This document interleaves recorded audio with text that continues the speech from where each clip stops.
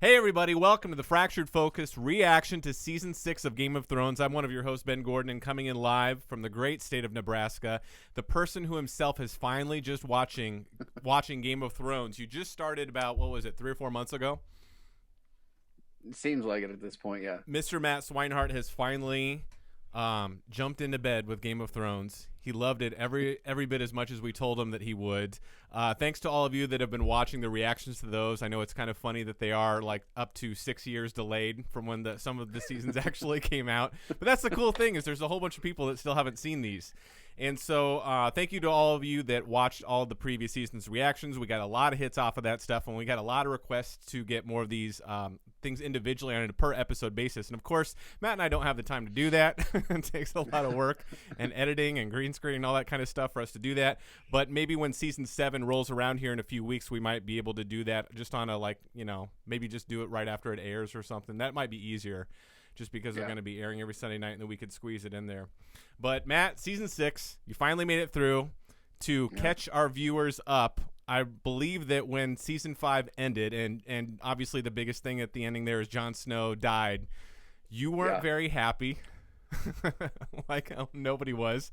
Yeah, and I think would you say that the attitude was more like, do I even really want to get into Season 6 now? It was very much like that. Mm-hmm. I mean, it took me like a week and a half. More than that. I think it was over a couple that weeks. Jon Snow hangover. I think it was a couple weeks, because I remember when we did that, and I remember afterwards, because I remember that feeling too. You're just like, what the hell? I remember seeing people's reactions on YouTube right after that happened. We had all these people saying, I'm fucking done with this. Like, if they're going to kill it, I can't take this anymore. So I remember that feeling. But I also remember trying to, without giving it away, when we did the Season 5 reaction, say, dude, Season 6 is awesome. You got to jump into it, because I knew that you're not going to be as enthusiastic about jumping right into it. And I think it was longer than a week and a half. I think it was at least a couple weeks. Maybe. But now that you saw Season 6, before we get into the specifics, I know you've got a bunch of stuff written down you want to talk about. What'd you think of Season 6 overall? I thought it was really good. Mm-hmm. Where would you rank it? It was definitely a good makeup. Mm-hmm. It's either my second or third favorite. Mm-hmm.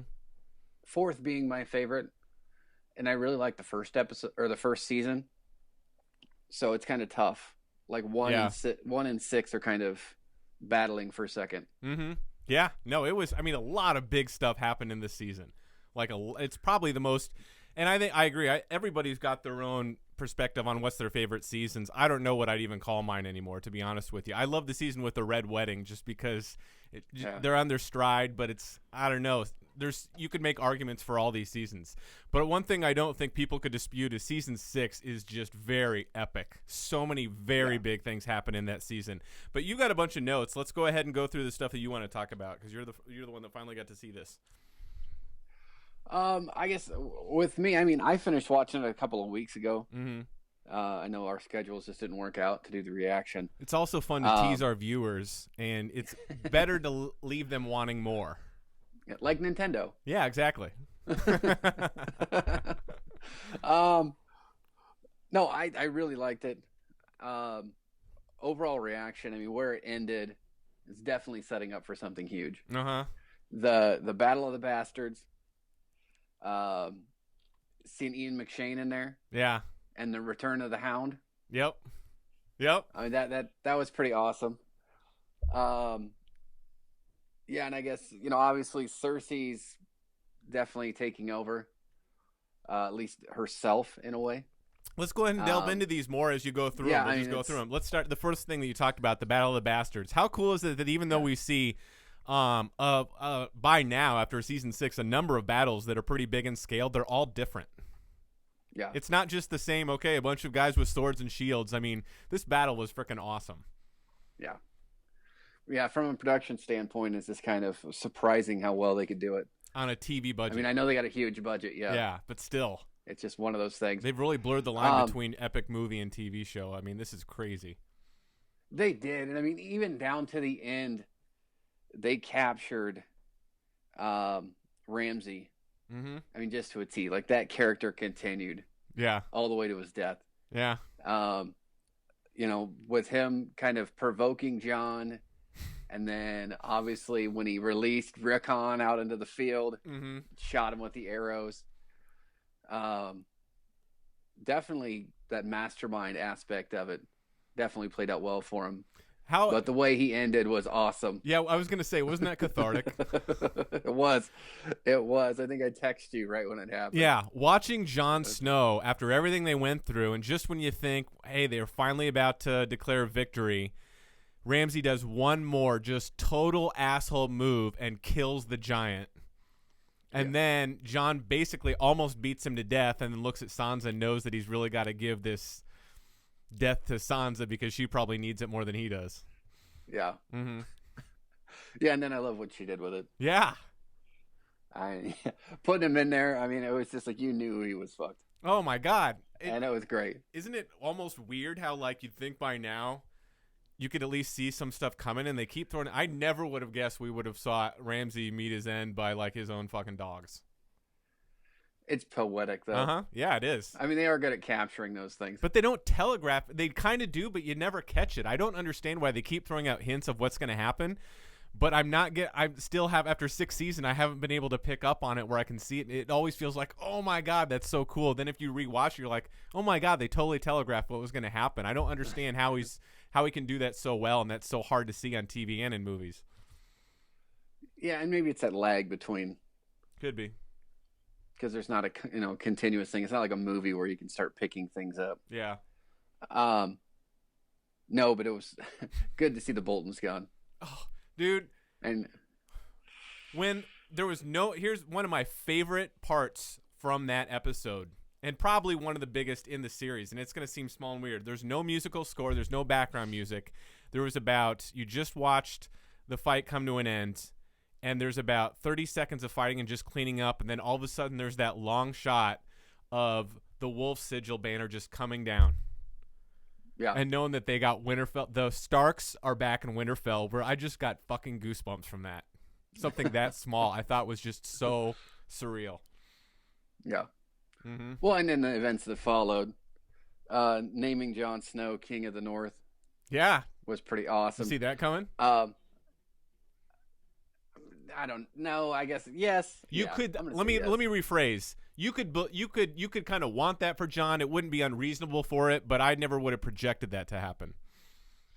I wouldn't think that they would have, just kind of given who they endorsed in the past. But I know Littlefinger didn't look like he was very happy. Well, he made it clear what he wants. Getting the seat, and yeah, he wanted Sansa to get it, so he could just still do that manipulation and everything else. Have him marry her cousin. I imagine is what he wanted to do, Robin. Do you see Littlefinger as being one of the prime antagonists by the end of the series? Something about sneaky and elusive just almost makes me wonder, God, I wonder if he's going to be the ultimate villain at the very end. I think he already is. You think? Well, yeah, we talked about this in other episodes. He's the one that started everything. Yeah, no, I know that. I know he's instigating, but I guess what I'm saying is we know there's going to be a huge climactic war between the Army of the Dead and the Night's King and the Army of the Living and all that stuff. We know that that's basically going to be, I'm assuming, the crux of the series. But I'm almost wondering if even when that comes to an end, it's still something sinister between Littlefinger. Like he's responsible? I don't think he'd be responsible for the White Walker because that's from thousands of years ago. You know, we found that out from, was it this season that it was actually that the Children of the Forest created the White Walkers? Yeah, that was this season. But like, I guess, I don't know, like he's the one that's responsible for smuggling Daenerys out of I don't King's know. Landing I'm not those saying necessarily from a causal standpoint, just an eventuality that he keeps doing more stuff that makes him much more powerful and the actual and a bigger villain. The small guy that sat on the War Council that was kind of skeevy and kind of bad and always played the fingers ends up being the ultimate bad guy by the end. I'm not saying that's going to happen, but I'm almost kind of wondering if, I don't know, I can just see this little weasel rising to huge power and becoming a bigger force than he is right now. See, I have a problem with that, though, because he deployed his forces to help Jon win Winterfell, and Cersei's not going to not know that. Yeah. Well, and he even told Sansa it's not he's like declared. He can play both sides. Yeah, he even said, didn't he tell Sansa that I've declared for allegiance to the Starks for all to hear or whatever it was? Yeah. Yeah. Mm-hmm. Yeah, so it's not like he can go back and keep playing both games. Yeah. Because, I mean, up until this point, he was still able to do that. Oh, I'm sure he'll find a way to play both sides within the alliance he's just now created. You know what I mean? He's not going to stop scheming or whatever. But speaking of Jon Snow, basically one of the biggest reveals of the entire series happened in the final episode. Did you see like that? Who his mother was? Yeah, who he really is. He's not the bastard son of Ned Stark. No, he's the bastard son of. Yeah, he's basically what I'm. Of a Targaryen and Stark. Yeah, which we basically assume. I mean, it's not stated outright, but you almost assume this was not a kidnapping and rape scene. This was like a love child. It sounds like Lyanna and why can't I think of his name? The Prince Targaryen. Oh my God, Rhaegar. Oh my God! For those of you watching, put it in the comments. I swear to God, I know it all the time. I want to say Rhaegar. Yeah, Rhaegar Targaryen. But it almost sounds like she got pregnant, and to save her life, because he knew that she would be in trouble, he kidnapped her and housed her, and then she died in childbirth or whatever. But then when you find out that, holy crap, this guy's half Targaryen and half Stark, was that a shocker? That blew me away. It was a bit of a shock. Mm-hmm. But I mean, I think it's fitting for the magnitude of his character. Mm-hmm.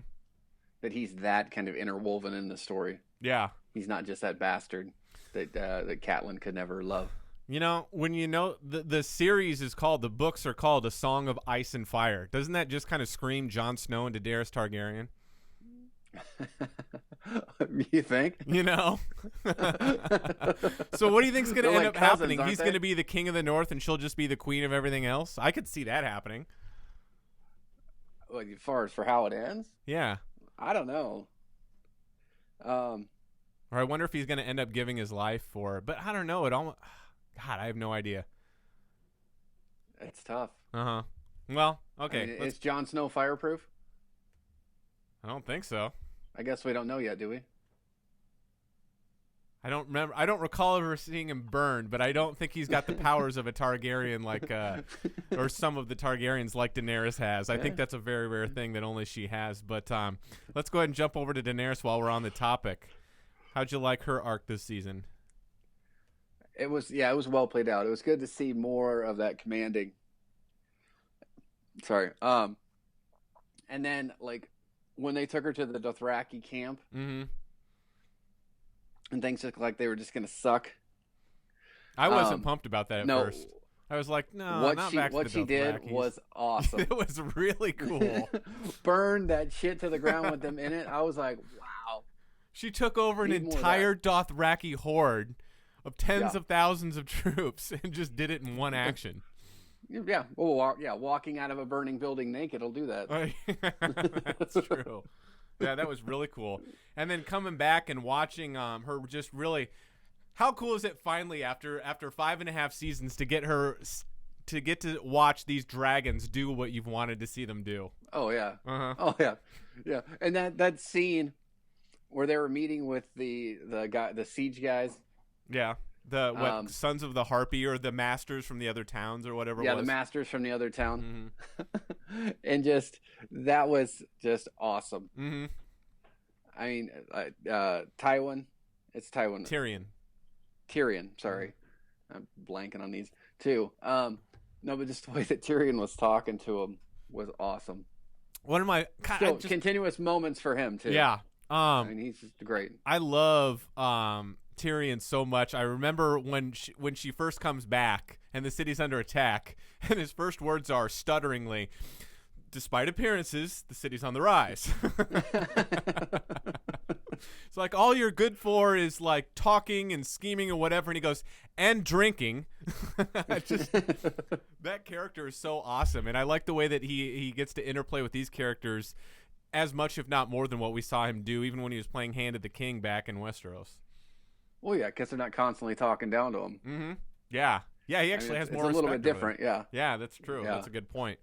So she's on her way back now. She's got the whole army. She has all the boats. Yeah. She has her dragons. She has the Dothraki. Holy crap, after 6 full seasons. She has the Iron Islands. Yep. Right? Well, part of it anyway. Yep. She has some of them. She has some of the Iron Island people. And this is one of the reasons it was good we delayed. and we can pretend like this was intentional. But they actually released a picture online, which was apparently the first shot of, I think it was Drogo. It's going to show him at full size, which we've never seen. Because even in season 6, that was not full size of a dragon. See, and I haven't even watched the trailer yet. Oh, so yeah. So I'm glad you didn't. It for me. Yeah, I didn't want you to. I was worried you were going to see it by accident because you would have seen Jon Snow in it, and that totally would have let you know that he came back. Well, no, that's just it. I was going to finish everything before I watched the season 7 trailer because it's been out for about a month. Yeah. Month and a half now. Mm-hmm. But I've been holding off on that. Glad you did. The only thing I've seen at this point is Cersei with the crown, but that's how season 6 ended. Yep. You know, something we skipped over that's kind of big deal, that since we were talking about Jon Snow, he came back from the dead. Yeah. Yeah, you know. Oh, by the way, you know, Jon Snow's back. But let's go ahead and start talking about Hodor. Now we'll get to that because that's actually really cool too. The Red Lady, yeah. So Melisandre. Mm-hmm. Did you think he was going to come back, first of all? Yeah. Did you? See, I was hoping that you had no idea, and that's why you were so ticked, because I really thought there's no way they're not going to bring him back. I thought there was no way. I was hoping because the way it worked out is Melisandre was there. Mm-hmm. And then we saw, obviously, what the other priest did for the one guy. I was almost hoping you forgot about Hound. that. I wanted you to really think this is it. I'm like, they got to try. Uh-huh. And then they almost made it through the whole first episode without it. I'm like, what the fuck are they waiting for? Give it a shot. Well, isn't that exactly what Davos even says? At least try? Yeah. Yeah, Melisandre is a lot different now. Her confidence is just fucking gone. Well, no doubt. And then the creepy thing was when she took that necklace off. Yeah. And she was that old ass woman. Yeah. All wrinkly and then I see that I see the Princess of Light at where Daenerys is. Yeah, over in. They said that they were going to protect the city. Yep. And she was wearing that same necklace. She's like the high priestess of the religion or something like that. Yeah. Yeah, and I'm like, well, how old is this one? She's freaking hot too. Oh, yeah. You think? If you think Melisandre's good looking, check out this one that's way over there, over the narrow sea. Yeah. Keep the necklace on though. Otherwise, she turns into a California raisin. You're ruining this for me. All right. Now I'm not gonna be. Thanks. Fuck you. Thanks a lot. That's great. No, that was awesome. I thought for sure they were gonna bring him back. I honestly thought you had no idea. That's when I was just hoping it was gonna be a big spoiler because we did as much as possible to keep that at bay and be like, he's dead. Because one of the things I think we even said in the last reaction, because it is true, he did die. He was dead. Yeah, so he was dead. Lying. I thought that was also cool. How does that work now that he's obviously, when he said my watch has ended, I gave my lights for the night's watch. No one's going to dispute that.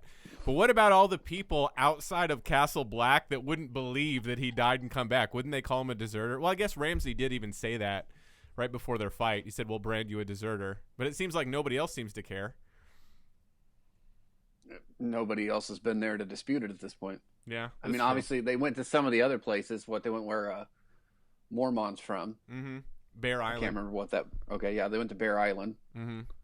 How cool is Mormont's daughter, that little 10-year-old that was a hell of an actress? Yeah, she was really good. When she gave that speech and then they all start saying King of the North or whatever, I got freaking goosebumps. I get goosebumps really easy. It's easy to motivate me. It seems that way. Maybe you should readjust the vent above your TV. Maybe it's just blowing cold air on you. If that's what it was, it'd be kind of funny. Why is Ben texting me so much? Check your fucking AC, man. Yeah. Close the vent above you. Jon Snow's back. Melisandre, Davos even found out what she did as far as burning the child alive. She's been booted out, but obviously we probably haven't seen the last of her, given the war that we know is coming, and she's a priestess or whatever. But I love that scene where Davos is like, when she goes, we didn't have a choice. And he's like, for what? They all died anyway. Any god that wants you to sacrifice a child is evil. I love how they constantly conflict different values that a lot of times when you watch a TV show and a character says something like, oh, that must be the truth. That's the way it is in this world. But there's so many conflicting views. You got to remember it comes from books and people's perspectives that are all just basically that, just their perspectives. when she's Yeah. like, I have no power. It's what the Lord gives me. How do we know it's not just magic and you don't understand what the hell it is? Yeah, and I mean, I think it's if you set like the timing. I think if you want to relate it to like us directly, I mean, this to me falls more under that whole birth of Christianity thing, where there were still the pagan gods, and then there were these other beliefs that obviously the sparrows believed in, Right? Which we can talk about a little bit later. Yeah. Yes, I mean, there's just a whole lot of different religious beliefs, and I mean, when Ian McShane was in there, and the Hound was there, were they praying to the light god? No, I think he was saying, I mean, didn't even Ian McShane say, I don't know if it's the seven gods or the drowned gods, or maybe they're all the same fucking thing. They were basically just praying to a higher power. It was just an agnostic.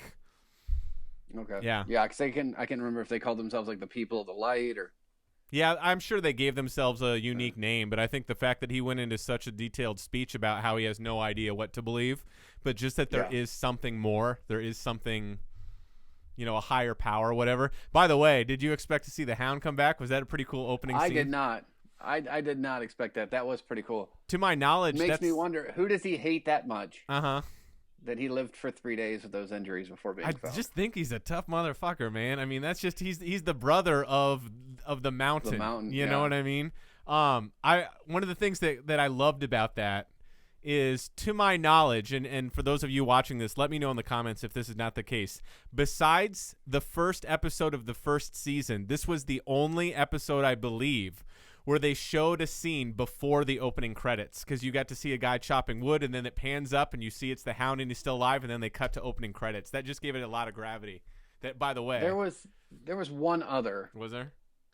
I think when they forged the two swords. You're right. Yep. For season 4. Yeah, after they killed. Yeah, you're right. Never mind, commenters. Matt already proved me wrong. Yeah, you're right. But I just love the way they do it is obviously it's inconsistent, but for when they're going to choose to do it, but when they do it, it adds a lot of gravity to that scene and really gets you pumped for the episode too. But I'm assuming you didn't definitely see that sets the tone. Yeah, because I didn't see the Hound coming back. I don't know if you did. I didn't see the Hound coming back at all. Mm-hmm. I was glad to see him. Yeah. God, I like the character. Don't you kind of feel bad for the guy? Of all people, the guy that loves killing more than anything decides to try to go the peace route and is forced right back into it. Eh? It wouldn't be Game of Thrones if there wasn't some shit to go through. Yeah, I mean, some things you've done you can't undo. I guess it would be boring to see he found a wife, they had some kids, and they became farmers. Yeah. We'll call him John Wick from now on. There you go. Am I back? I guess I'm back. Uh-huh. Yep. Awesome. So what else do we got? We got, let's see. High Garden? What was it? What you let slip last episode? Dorne? Yeah, the Dorne. Which, didn't that happen like right away, I hope? It was like the first or second? Or third episode. Oh, was it? It was second or third, I think. It wasn't the very first one, I don't think. Hopefully it wasn't that. I was waiting for it. It was a pretty quick scene. It was over and done, so it wasn't anything grand.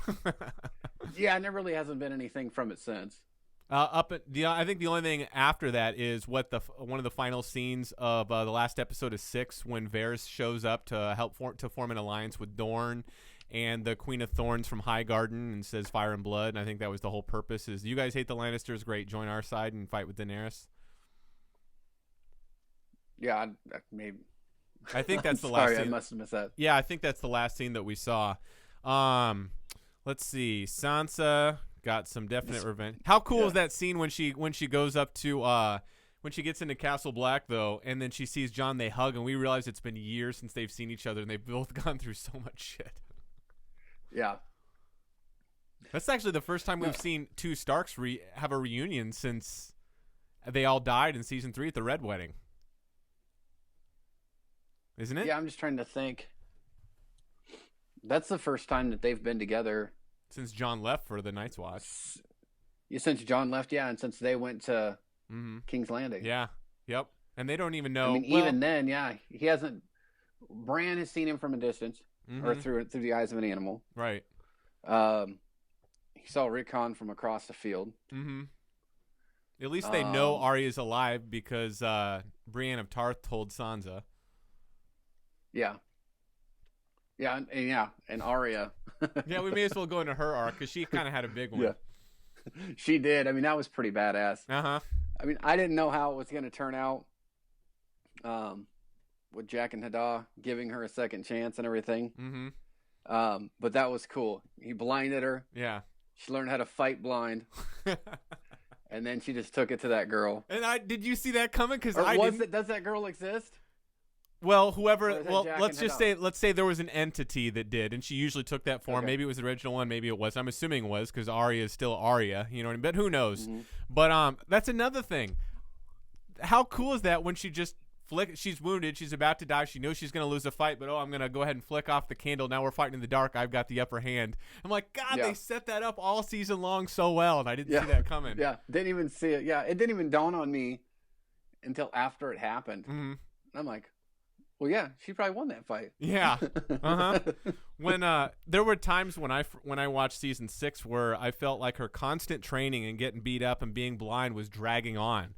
But as soon as that scene happened where she cut off the light, I'm like, okay, that's worth it. That's a really good, awesome payoff. And then looking at Jaqen H'ghar, and she's like, I'm not nobody. I'm Arya Stark of Winterfell, and I'm going home. And he gives the approval nod. I'm like, this is awesome. Yeah. Yeah, no, that was great. Even like that traveling show. I mean, there were some really good I forgot about with that. Those actors in there too. That really puts a different spin. She got stabbed by the one girl, and then she found that actress that helped her, the one she actually saved. Right. So, God, even that play really puts in perspective how, I know this is fictitious, but like historical fiction or whatever you want to call it. You couldn't even call that fantasy fiction, whatever, but it's based on medieval times that really happened. You guys know what I mean. But the fact that you watch that play and realize that's a lot of times how the game of telephone worked when one person tells another. I mean, look how inaccurate that play was. The only person that knows is Arya, who was there, and even she was laughing because that was one of their few forms of entertainment. But when you watch that, you're like, God, look how much rumors spread all over the place and how inaccurate this is. But I never would have guessed they were going to go into multiple episodes showing that off, and it didn't bug me. I thought it was cool. No, it was good. Mm-hmm. Yep. And then Arya comes back and, of course, finally gets the revenge we've been waiting for 3 seasons for. Do you have any idea that was Arya up until the very end? When she slits, why can't I think of his name? The twins, that from the Red Wedding. Oh, my God. Oh, yeah, no, I had no idea that was her. Walder Frey. Cool to see Walder Frey. Okay. Yeah. Yeah. No, that was awesome. That was cool. I want you to know that the last thing you're going to look at is Stark smiling down on you as you die. I'm like, sweet. And she almost had a sadistic smile on her face as he's dying, too. I'm like, God, wow. This girl is badass, though. Yeah. And she's got – so I don't know how does that work now. She can use any face she wants now or – I'm assuming. Right? Because she did. She may have to get her own faces, but – It's probably what it is, too. She's going to have her own room full of faces. Yep. And then we didn't get to see Bran for any of season 5, but he had a really big role in season 6. Yeah, that was interesting with all the flashbacks. Yeah. I mean, not to give the final one away, but... Well, we already did. We talked about it, remember? Well, to me, like, the best part of the flashbacks was the Hodor flashback. Uh-huh. Like, you actually found out that Bran may have been responsible for that. Uh-huh. Yeah. And then doesn't that start to make you wonder, well, wait a minute, is there anything else yet that's still to come that he might be going back in time to Exactly. Can he change the past now when he goes back in his visions? Or is it already set and it's your fault, but you haven't done it yet? Like Hodor. Yeah, I don't know. Uh-huh. That's a weird one. That's one of the things where that episode, I remember after, especially thinking we were going to talk about this, when that Hodor episode happened, like, it was everywhere. It was all over Facebook. Everybody's like, crying and what a huge sacrifice, and that character is amazing. In fact, even at Comic-Con when they were talking about filming the next season, they had the actor from Hodor up there, and they're like, did you anticipate any of the reaction following? I mean, there was memes all over the place, people saying I love you, Hodor, reactions of people crying and watching like how his name came to be, of just him. Oh my God, that was huge. But I mean, how did you feel when that episode aired? Because that was a big tug on the heartstrings. Yeah, but I mean, it was It was great. I mean, it was the moment for Hodor to shine. Yeah, it was. I mean, it was very fitting. I mean, definitely, sad to lose him. Mm-hmm. But I can't think of a better he death. made the ultimate sacrifice. Yeah, no, Yeah. that was fantastic. That's some and that George well acted by the actor too. Apparently, George R.R. Martin came up with that idea a long time ago, right? And somebody saw him George R.R. Martin told this story in one of the interviews. He was in an elevator and someone was getting in and someone actually suggested to him, hey, maybe that's why you should name Hodor or something along the lines of, and they didn't say hold the door, but something down those lines. And George R. R. Martin said, you have no idea how close you actually are. And that was years and years and years ago. But, yeah, that was really cool. What else do we got? Well, I mean, kind of going back to Bran's flashbacks. Oh, yeah. Seeing his dad and some of the stories he heard about his dad that weren't true. Oh, yeah. Like after the Battle of the Trident, which was the big battle where Robert Baratheon killed Rhaegar Targaryen, then you had Ned Stark and a few of his closest friends go to try to save Lyanna from the Tower of Joy, and that's where he fought like the best. I don't remember his name, the best sword fighter in the world or something. Yeah. Mm-hmm. Yeah, and he ended up stabbing him in the back. Yeah. Yeah. Mm-hmm. So I mean, in a way, he's like Kingslayer as well. Yeah, that's kind of interesting to show that. I mean, let's be honest. Isn't Ned Stark basically the most honorable guy we've seen on that show? Period. Probably by a large margin. Well, you think so up to that point. Well, but that action aside from everything else we've seen, everything he's ever done, and every conversation he's ever had, he seemed like the most honorable. Other than that, what my point was to see someone that is so honorable. Because he's not the one it was his friend that stabbed him in the back, and then he finally killed him. But that's still not fighting with honor. But to see that one of the most honorable guys in the show, that's not as important when your sister's life is at stake. I just think it was just a huge arc for the character. I just thought that was cool, and the actor that played young Ned Stark totally worked as a young Ned Stark. Yeah, and that made me want to see that Ned Stark more that spinoff. Yeah, or the the prequel series or whatever. Well, cross your fingers, because apparently the only one they said that they're working on 4, but from what I read recently, and again these are internet rumors, that they have officially just said that they're looking into 4, which means nothing. It doesn't even mean any of them are greenlit yet or whatever. But from the one that's closest, that's going through the rumor mill, is it's going to be a prequel series much further before, that has nothing to do with any of the characters that we see now, but doesn't mean we couldn't get something down the road for it. I mean, there's definitely the material for it. He's got a lot of it that we haven't even talked about. Even though it was like 100 years ago, there's actually novellas called The Dunk and Egg, which is stuff that happened 100 years ago. It happens I don't know. It's about 100 years ago before the Game of Thrones. So the Targaryens are still in power, and a bunch of cool stuff happens there too. But anyway, side story. Anything else about Bran? No, I mean, obviously seeing his uncle again since the first season was kind of cool. Yeah. I'm glad they could bring back the same actor. Mm-hmm. Yeah, that was really cool. Didn't he even say like there was magic in the foundation of the wall that keeps the army of the dead from passing? Something like that. Yeah. Which doesn't that lead you to believe at some point we're going to see an awesome special effect that they're going to put in a big episode where that whole fucking wall is going to come down? Yeah. It has to. Right. That's going to be so cool. I think that's it for Bran, isn't it? I mean, he's the three-eyed raven. He survived. He got his powers quicker than he wanted to, so he's still basically going to be learning. But Jaime Lannister. Remind me where he was at the beginning of the season. Christ. He was having to explain to Cersei what happened to their daughter. Oh, that's right. He had just gotten back from Dorne. Yeah, my God. And then oh, that's right. Yeah, no, he was pulling the strings to try to get Marjorie out away from the sparrows. Oh, actually, yeah, let's backpedal and talk about the sparrows for a little bit, too, because that's kind of big. You brought that up. First of all, how great. I can't remember the actor's name. Forgive me. Those of you in the comments can put it in. But the actor that played the High Sparrow, perfect fucking choice. Yeah. Phenomenal actor. Phenomenal job.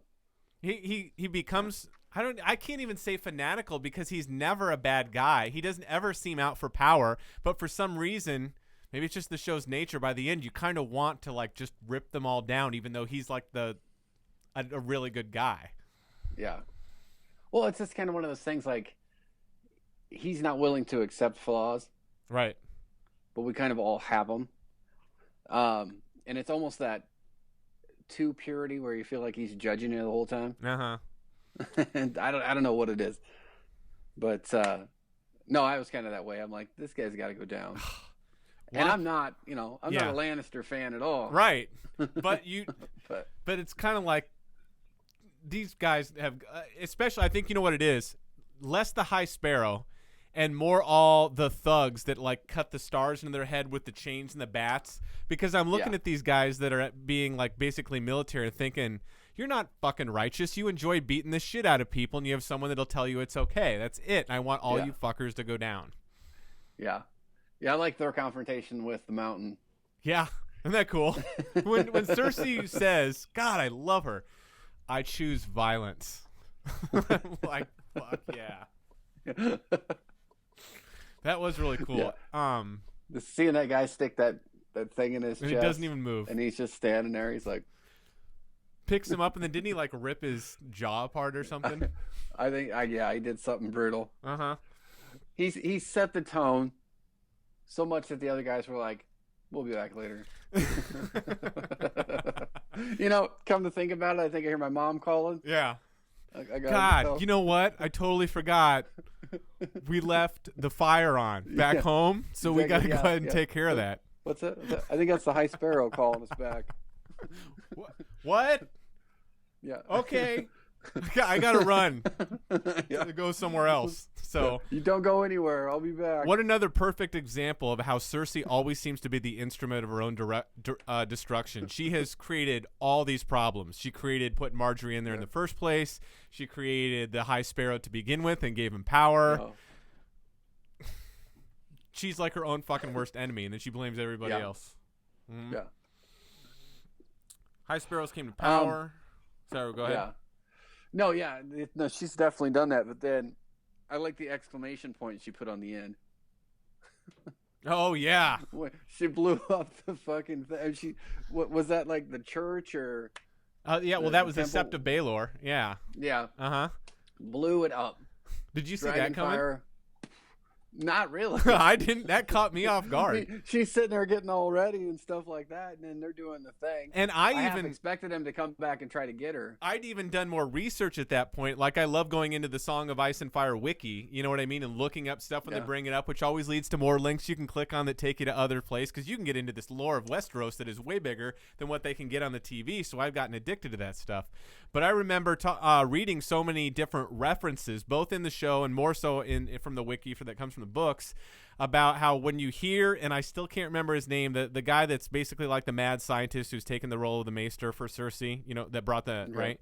I don't know his name either. The end of Dr. Frankenstein. Yeah. One of the episodes, she says, is there anything more to the rumors you've been researching? He said, oh, yeah, far more. I figured that was what they even do talk about the show, about how the Mad King has all these storage underneath all of King's Landing full of wildfire because he was just a pyromaniac, right? He was saying burn them all down. That's why Jaime Lannister put a sword through his back, is because he was going to burn down all of King's Landing. So they've been sitting there this whole time. Even watching that episode, I had no fucking idea that's what was going to happen. I didn't either, because when he came in and said there's more to it, I thought they dug up some dirt on the High Sparrow. Me too. And that's what they were going to do. I thought it was something else that'd be cool. But that whole episode, the music that starts at the very beginning that keeps playing as it builds up, and you see Cersei getting ready and the king getting ready, and they never leave their rooms, and then all of a sudden all this shit happens. Remember the build up with all the different looks, and then all of a sudden everything just erupts, and you're like, Cersei just wiped out almost all of her enemies and a big portion of the cast from one move. Yeah. Well, and a lot of like the nobles that wanted to go there and see her be embarrassed. Yeah. I remember I remember thinking when they had her coronation, when she was getting crowned, I'm like, you're telling me no one has a problem with this, and there isn't enough of the revolt of the people to do that? And then I remembered what she just did. And I'm like, no one would be saying shit now. Yeah, no one. There's not enough of those people. And even if there were, they just watched a huge, like, 4 city blocks explode. Yeah. Dropped a nuke on him. Yeah. You know, following that, just like Tommen's end, that, you know, it was so tragic, but sad. It made sense. It's sad, but I'm glad that it wasn't like something they dwelled on. Uh-huh. I mean, it just showed that he did care for Marjorie. Oh, yeah. And he did care for his beliefs, but they didn't dwell on it. He just walked to the window. And you know what? That must have been a buildup of him just being miserable, because he definitely bought into what the High Sparrow was talking about, you know, and believed in that and the morality of the religion and all that type of stuff. And you could tell he stopped looking at his mother as much, even when he made the announcement she couldn't do trial by combat or whatever. And you could tell he felt really guilty about that. So when he watched what his mother did and his wife get killed and everything else, he must have been so fucking conflicted. I remember watching that scene when there's just that pause of him sitting there for a few seconds, and I'm like, I thought right away, he's going to kill himself right now. He's going to do it. And it made total sense for the character. Yeah. I had no idea we were going to lose so much of the cast in one episode. Even at the Red Wedding, we didn't have this much death of primary characters. Yeah. Well, yeah, what you lost from Highgarden, the only one left is the grandma. Yeah, the Queen of Thorns. I can't remember her name. Was it Rosemary or something like that? I don't remember. Yeah, I can't remember what her name is either. But she's the only one from Highgarden left. Yeah, she's got no more. And she was meeting with Dorne. Mm-hmm. She was meeting with Dorne. Yep. Wanting to go against him, but yeah, everybody. I like the scene though before that. Is it Lawrence Tyrell? Uh-huh. Them cutting that thing into his forehead. I was just like, ugh. So if you're gonna believe, I guess he didn't have to live with it for very long. Yeah, no shit, right? Hey, by the way, your last 5 minutes of your life are gonna suck, but don't worry, and then after that, you're dead. You're not gonna have to deal with it anymore. Yeah, could be a lot better. Uh-huh. Oh, and I can't remember the name, but Lawrence and Marjorie Tyrell's father in there, who was just a nice, he was kind of a bumbling guy, but he was a nice guy. I mean, all those people just fucking gone. Yeah. Well, and the fact that they wanted out, but then it was like, nobody's leaving. Yeah. Type thing. Yeah. It's like, no, we got to get out of here. The zealots end up holding everybody back from saving their own lives. Yeah. But they did manage to get that that lady out of there. Oh, yeah.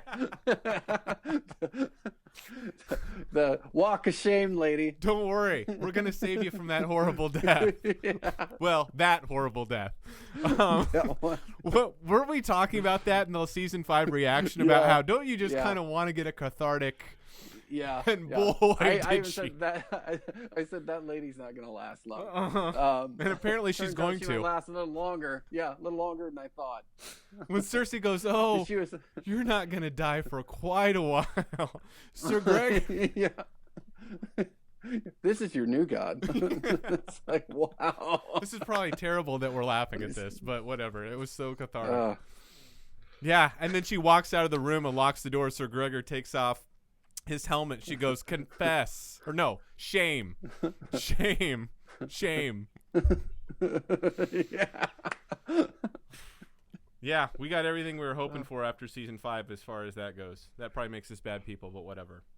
So we had that. Oh, and then that leads us to Jaime, who had kind of some interesting arcs that I don't know if they just didn't know what to do with him. I mean, they weren't bad, they weren't boring, but it was just like, my God, the whole siege on the Blackfish's nephew's castle. Why can't I think of the name? God, this is freaking terrible. River Run? Yeah, River Run. Thank you. That lasted like a few episodes. I didn't expect that, but didn't it? Because remember they did the siege. I thought it only lasted one episode because he showed up and the Freys were just fucking everything up. That's right. And then idiots. And then Bronn was like, you know, this is dig your trenches, assholes. What are you doing? And then doesn't Jaime even like slap him and say, "See, now talk again and see what happens." Got a fresh one for you. Yeah, that's exactly what I was thinking. There's a fresh one waiting. But when he had that talk with the Blackfish's nephew, yeah, but with the nephew, the prisoner. That's just one of those things where, man, Jaime's got some evil tendencies, but just he's so engrossing. Just his communication, talking with her about how sorry you've been treated badly. That's not right for someone. We'll get you fed. We'll get you taken care of. And when he keeps insulting Jaime doesn't get out from his face. He doesn't hit him. He just says, "Listen, I'm trying to be civil, but I don't care about you. I don't care about anything. I'll slaughter your son. All I care about is Cersei." He's just so calm and collected and articulate when he does that. You just like, I shouldn't love this guy, but I do. No, and that's just it. Like the way that he talks to him. Mm-hmm. I'm trying to think what else he did. I didn't get banished from King's Landing. Who? From you Tommen. mean? Oh, the mountain. The mountain got Jaime banned? did. Jaime got banned. Oh, Jaime, he got sent off on a mission. He didn't, not so much banished. No, he got banished because he was told that he could no longer be in King's Landing, and he had to go back to where the Lannisters were from. Oh, really? I don't remember that. That he couldn't be at King's Landing anymore because he took an action against the High Sparrow. Oh, gotcha. I don't remember that. Okay, maybe I missed that. Yeah, he banished him from it.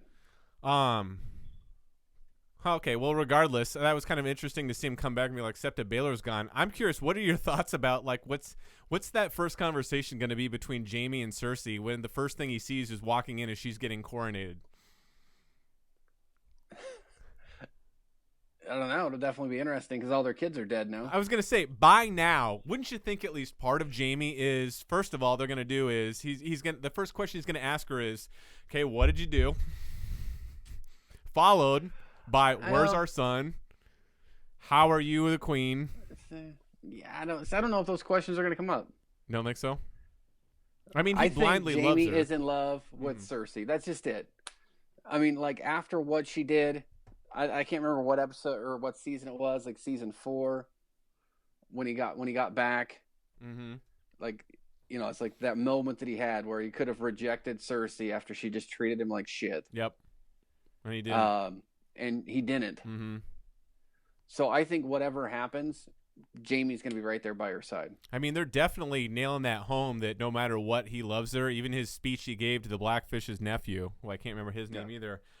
You know what that leads me to believe? Since I'm going to start looking for stuff that I wouldn't have thought but would make sense, I could see in the end, Jaime's the one that kills Cersei. Oof. Yeah, I mean, I don't know. I could see, because I mean, look, no matter what, he still loves her. No matter what, he still loves her. No matter what, he still loves her. Oh, she's about to do something as nasty as the fucking Mad King was, and she's just going all tyrannical. And he has to make that decision. Yeah, I think that would be awesome. Wow. Yeah, I don't know. Mm-hmm. That'd be cool. Well, remember, everybody, if that happens... You saw it here first. Saw it here first. Just even though there's millions and millions of people that read this book, think about this stuff, and talk about this stuff, I'm probably the only person that's come to this conclusion or idea. If you've read it anywhere else or heard it anywhere else, even if it's backdated from years ago, I'm telling you right now, fake news. It's fake. This is the first place you heard it, right here. First place. Yep, prune juice guarantee. Breaking news.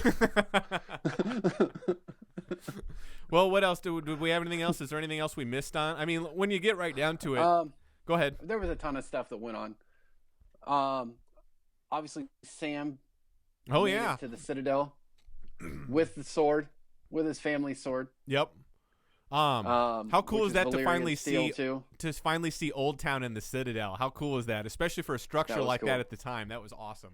Yeah. And I swear to God, he must have been walking in there and having an orgasm the way he stared at all those books when he saw that. Because I definitely saw him tear up. Yeah.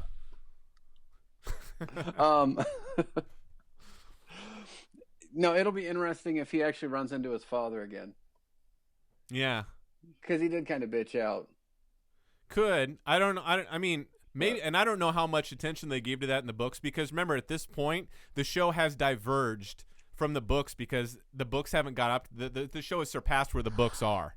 So the shows can veer off and have different things going to different places. Now they work with George R. R. Martin, so we already know that the end game is going to come to the same point.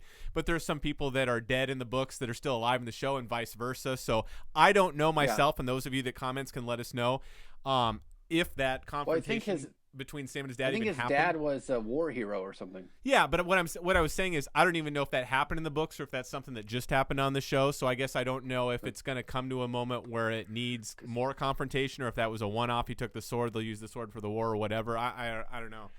Because that sword has a huge history, and it's been like with the Tullys for like 300 or 400 years. Plus, isn't it Valyrian steel, which we know can kill White White Walkers? Valyrian steel, yeah. So we know that's going to play a role, or he wouldn't have taken it. It's going to have to. Yeah, exactly.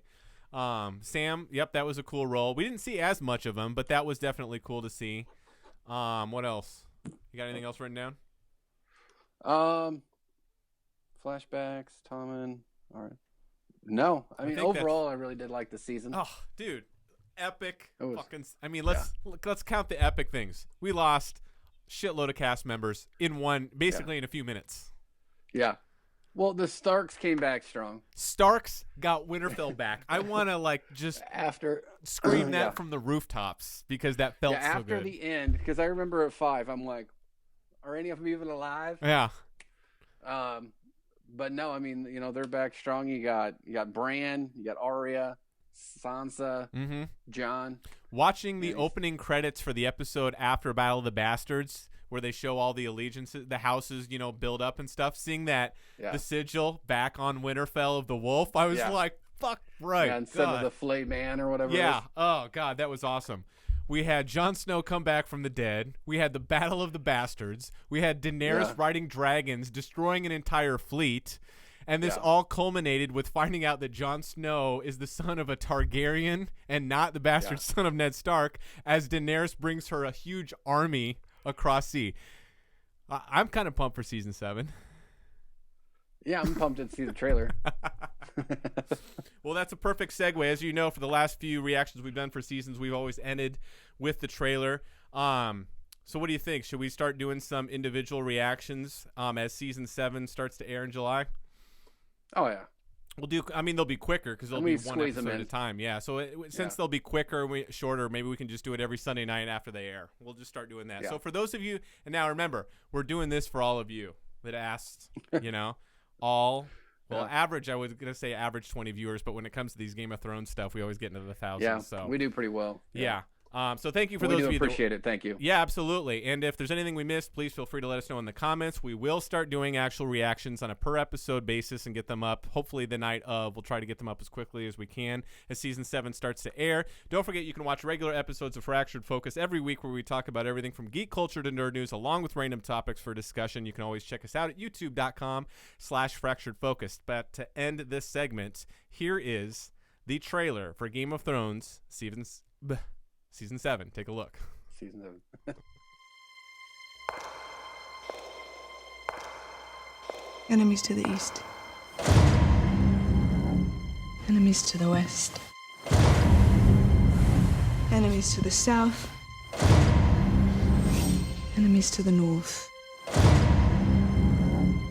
Whatever stands in our way, we will defeat it. We're the last Lannisters.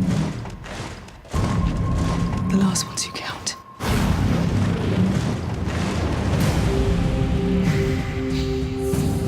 I was born to rule the 7 kingdoms. And I will.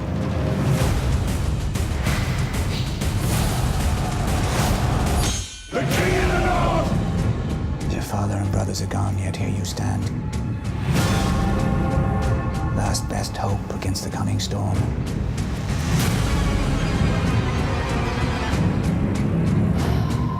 If we don't put aside our enmities and band together, we will die. And then it doesn't matter whose skeleton sits on the Iron Throne.